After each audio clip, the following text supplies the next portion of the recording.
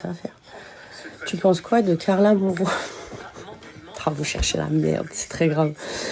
Et de son livre, tu l'as lu? Non, je l'ai pas lu, je l'achèterai pas et je le lirai pas. Mais encore une fois, c'est un avis qui m'est très personnel. Je pense, je suis sûre, on va dire, parce qu'il y a plein de choses que vous savez pas. Putain. Si un jour ça pète, je peux vous dire qu'il y en a plein, ils vont se chier dessus. Voilà ce que je peux vous dire.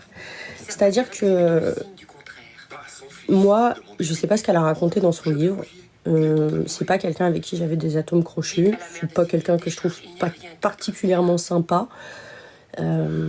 Voire pas sympa du tout. Mais bon, après, elle est comme elle est. Et puis, de toute façon, c'était pas une personne avec qui je me suis spécialement entendue. La première fois que je l'ai vue, elle a mis 3 jours à me dire bonjour. 3 jours.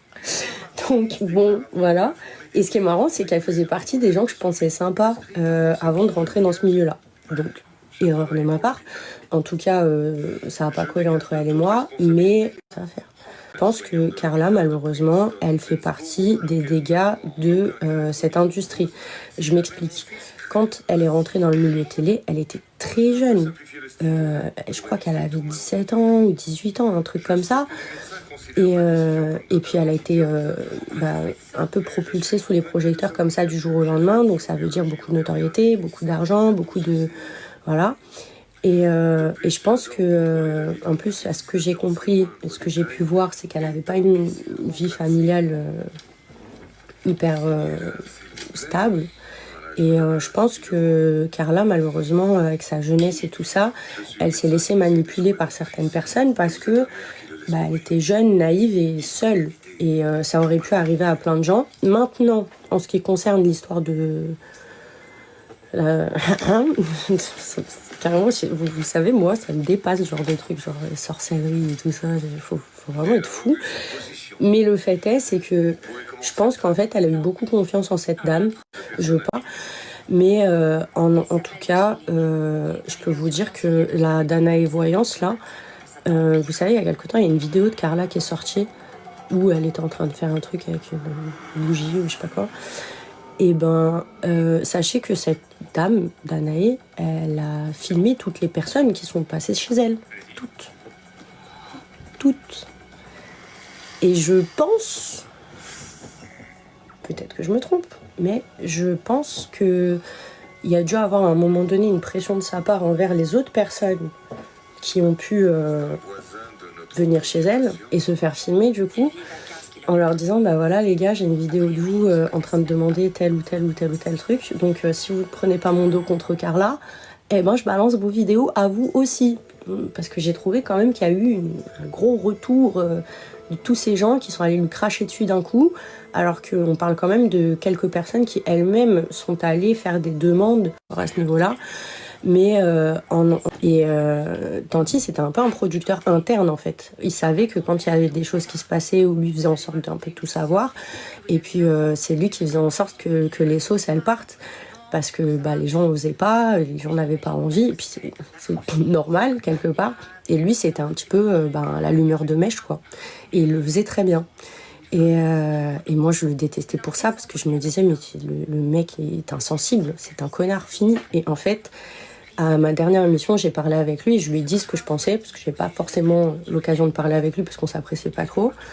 Et à ce moment-là, on a beaucoup parlé et je lui ai dit, il m'a expliqué, il m'a dit, en fait, moi, je fais mon taf, quoi. Il m'a dit, moi, je sais que je suis là pour ça, je cherche pas forcément à vous faire de la peine. Il me dit, je viens, je fais mon truc et puis c'est tout, quoi. Donc... très bon producteur interne. Après, humainement, il est pas méchant. Il m'a surpris à certains moments, plus sensible que ce que je pensais. Voilà. Tu t'es réconcilié avec les sœurs Ellimer. Mais pourquoi réconcilier quelque chose alors qu'on n'a jamais... J'ai envie de tout vous expliquer, je comprends, ça me démange, mais ça me démange je suis pas du genre à balancer ou quoi que ce soit, ou ci ou ça, mais là, pour le coup, je vous ai dit, si j'ai engendré des procédures, c'est pas pour rien. Je sais pas que ça va foutre de mon argent, de jeter mon argent par les fenêtres. Les procédures, ça coûte cher. Donc, vous doutez bien que... Voilà. Mais je vous en parlerai quand ce sera le moment, quand j'aurai l'aval de mon cher Antoine. pour en parler. Mais ouais, en tout cas, j'ai beaucoup souffert, comme beaucoup de gens. Mais pour le coup, ben, ça allait beaucoup plus loin que de simples détournements d'argent. Et ça c'est un truc de ouf, carrément. Mais bon, j'ai envie de dire c'est la vie, mais ça devrait pas en fait. Enfin, en tout cas, pour le moment, je suis pas du tout prête à en parler parce que je sais pas, voilà. Et j'ai envie de tout vous expliquer. C'est toute mon adolescence dans les tribunaux, avec mes parents en train de se déchirer pour des histoires de pension alimentaire de merde. Franchement, je m'en serais bien passée quoi.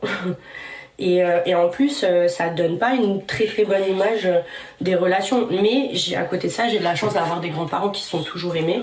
Mais ouais, je pense pas que faire un enfant à tout prix, c'est un but dans la vie.